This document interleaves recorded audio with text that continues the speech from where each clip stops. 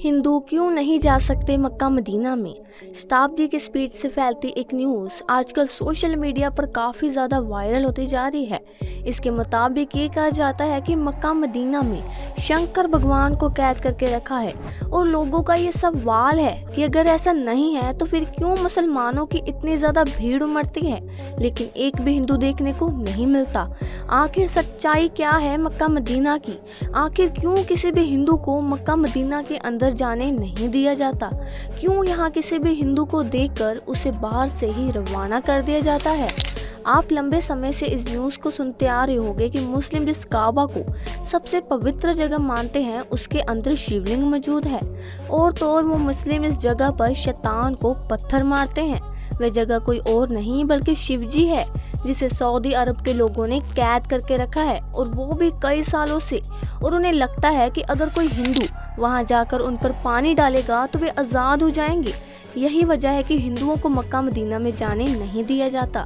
दोस्तों, ये बात दिमाग हिला देने वाली है, पर इस दावे में कितनी सच्चाई है ये तो हम आपको बताएंगे ही। पर उससे पहले आपका ये जानना ज़रूरी है कि आखिर मक्का मदीना मुस्लिमों के लिए इतना ज़्यादा खास क्यों है, क्यों इसे मुसलमान जन्नत की तरह पूजते हैं। दोस्तों, सऊदी अरब एक पूरा इस्लामिक देश है जहाँ पर इस्लाम धर्म को मान्यता दी जाती है।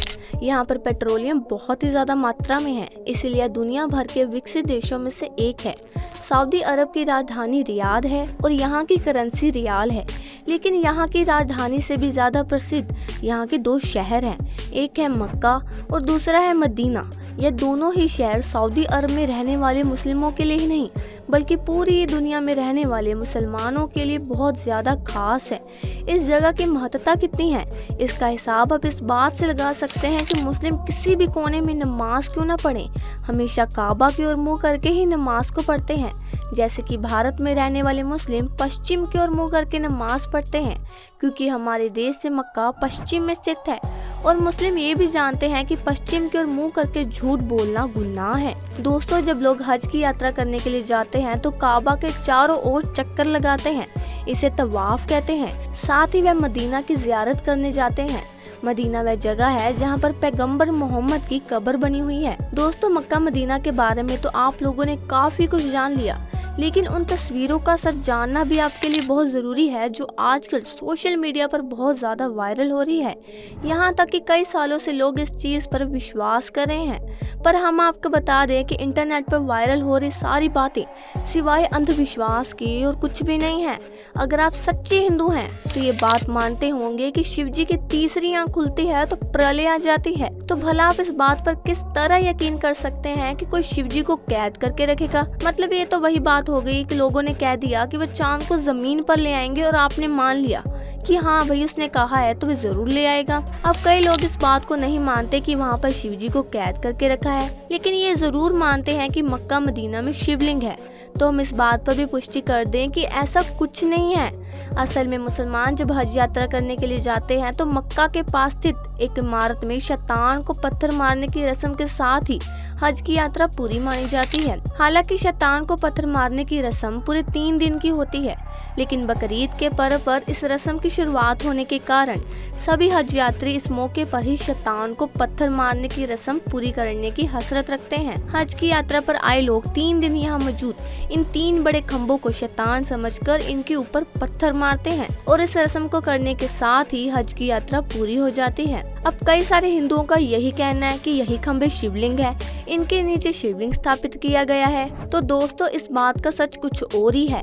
जब अल्लाह ने हजरत इब्राहिम से कुर्बानी में उनकी सबसे पसंदीदा चीज मांगी, तो हजरत इब्राहिम के लिए उनकी एक लौती औलाद से ज्यादा पसंदीदा चीज और क्या हो सकती थी, क्योंकि उनकी औलाद काफी बुढ़ापे में पैदा हुई थी और हजरत इब्राहिम उनसे प्यार भी बहुत करते थे। लेकिन अब अल्लाह का हुक्म था तो मानना तो पड़ेगा, इसलिए हजरत इब्राहिम ने अपने बेटे की कुर्बानी देने का फैसला लिया। दोस्तों, हजरत इब्राहिम जब अपने बेटे को लेकर कुर्बानी देने जा रहे थे तभी रास्ते में एक शैतान मिला, जिसने हजरत इब्राहिम से कहा कि वे इस उम्र में अपने बेटे की कुर्बानी क्यों दे रहे हैं, अब तो उनका बेटा होना भी बहुत मुश्किल है ऊपर से बेटा इतने सालों के बाद बुढ़ापे में पैदा हुआ है जो बुढ़ापे का सहारा बनेगा।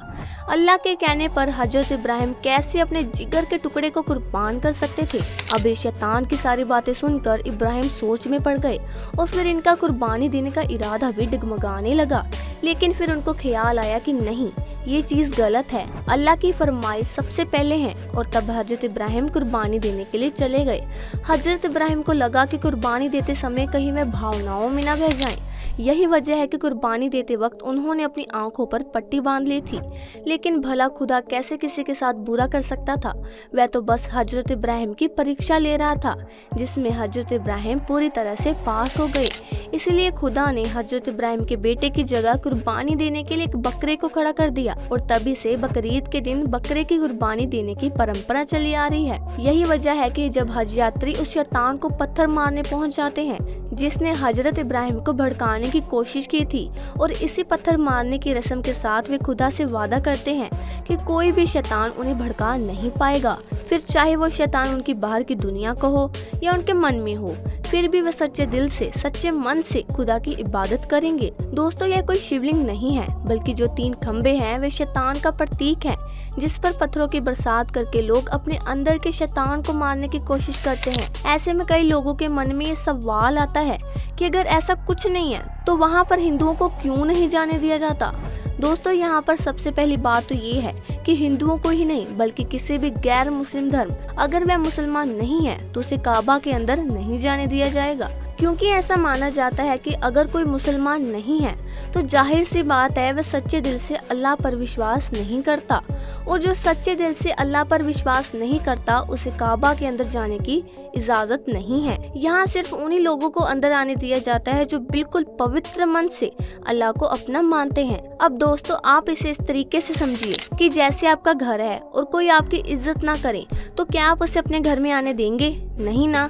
आप ही चाहोगे कि जो भी आपके घर में आए कम से कम आपका सम्मान तो करें। और ठीक है, ऐसा ही यहाँ के लोग भी चाहते हैं कि जो कोई भी काबा में प्रवेश करे अल्लाह को सच्चे दिल से ही माने। उसके लिए सबसे पहले अल्लाह होना चाहिए, बाकी सारी चीजें बाद में। हमें उम्मीद है कि आपको मक्का मदीना से जुड़ी सारी बातें अच्छी तरह से समझ आ गई होगी। अब आपका इसके बारे में क्या कहना है कमेंट सेक्शन में ज़रूर बताएं, और इसी तरह के इंटरेस्टिंग वीडियोस को देखते रहने के लिए हमारे चैनल को सब्सक्राइब करना ना भूलें।